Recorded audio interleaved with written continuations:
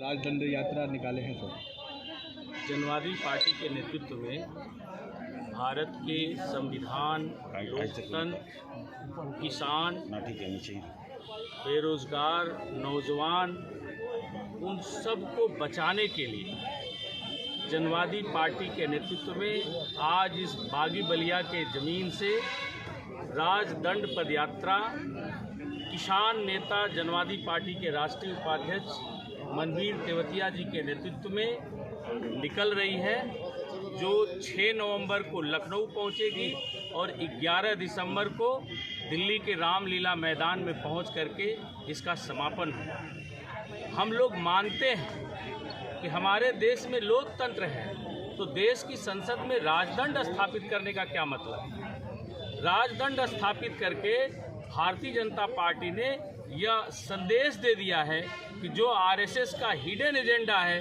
देश के लोकतंत्र को खत्म करने का, कमज़ोर करने का, बाबा साहब के संविधान को कमज़ोर करने का, वह एजेंडे पर आरएसएस और बीजेपी दोनों मिलकर के काम करना शुरू कर दिया है, जिसके खिलाफ हम जनवादियों ने यह संकल्प ले लिया है कि भारतीय जनता पार्टी के इस चेहरे को हम लोग बेनकाब करेंगे और देश के लोकतंत्र और संविधान को हम लोग कमज़ोर नहीं होने देंगे।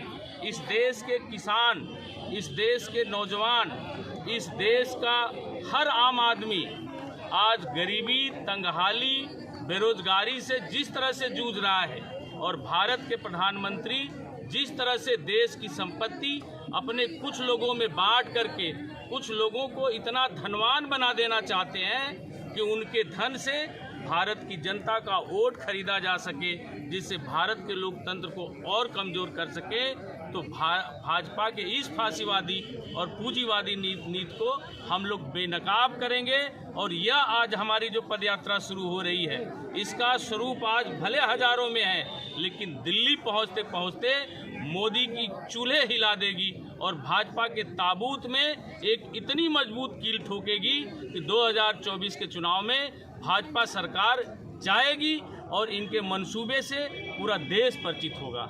डॉक्टर संजय चौहान आज हमारे पदयात्रा के जो मुख्य वाहक हैं, जो पदयात्री हैं, मुख्य पदयात्री हैं, किसान नेता, भट्टा पार्सल आंदोलन का नेतृत्व करने वाले, जिनके नेतृत्व की वजह से देश में की संसद में भूमि अधिग्रहण बिल कांग्रेस को लाना पड़ा और आज किसानों को उनकी ज़मीन का 4 गुना 8 गुना जो कंपनसेशन मिल रहा है, उस आंदोलन के अगुवा भी मनवीर तेवतिया जी रहे हैं, जो हमारे पार्टी के राष्ट्रीय उपाध्यक्ष हैं। मैं चाहूँगा कि इनकी भी आप 2 बात रखें। कितना दिन की ये पूरे पद यात्रा अक्टूबर से शुरू हो रही है और 11 दिसंबर को दिल्ली के रामलीला मैदान में पहुंचेगी। 2 महीने 2 दिन की यह पदयात्रा है। पूरे प्रदेश से होके जाएगी। प्रदेश के लगभग 24 जनपदों से होते हुए यह पदयात्रा दिल्ली पहुंचेगी और हर जनपद पर एक बड़ा सम्मेलन होगा,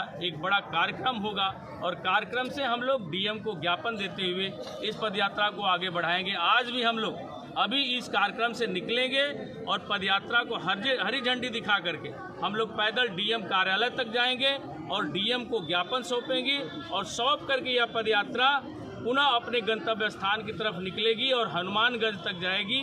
और आज इस पदयात्रा का जो रात्रि विश्राम है वह हनुमानगंज में होगा और बलिया में 4 दिन तक चलते चलते यह पदयात्रा 16 तारीख को मऊ जिले के हेडक्वार्टर पहुंचेगी।